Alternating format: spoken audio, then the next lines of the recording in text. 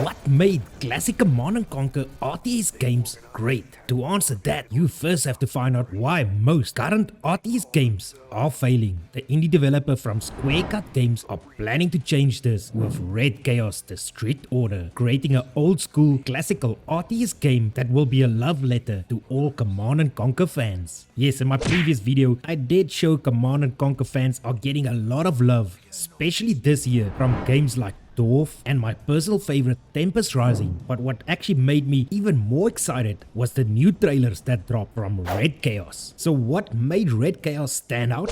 Well, to start off, a RTS with base building mechanics like the classic Command & Conquer, awesome visuals, unit training and upgrading in the forms of infantry, tanks, air units, super weapons and even chopper propelled flying buses that drops exploding barrels. Red Chaos will feature single player campaign and multiplayer with up to 6 players in a match, even with a standing leaderboard feature to claim online supremacy. Currently there will be 2 factions, the New World Order who governs the land, Iron Hand, and a band of freedom fighters, the Resistance faction, who is all ex-military generals and superpowers who wants to overthrow the Iron Hand. The Resistance is a ragtag thrown together organization that does not have access to the latest tech like the Iron Hand, but manages to hold their ground with their homemade weapons and vehicles. Each faction will have roughly 12 units to produce, but to add another layer, these units can also be upgraded to unlock further special abilities and get stronger. Besides the upgrade, each unit also has special abilities that can be used to enable another layer of strategy.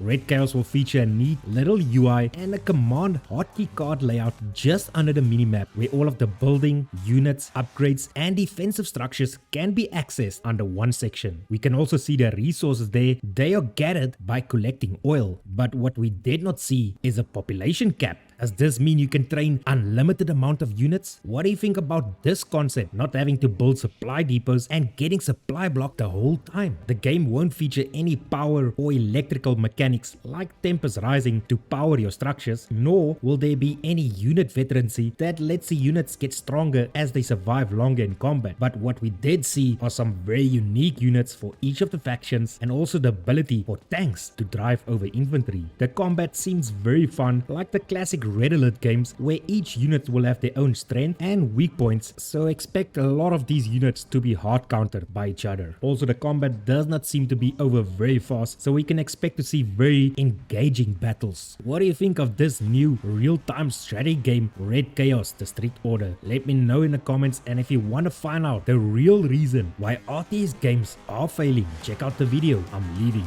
here now.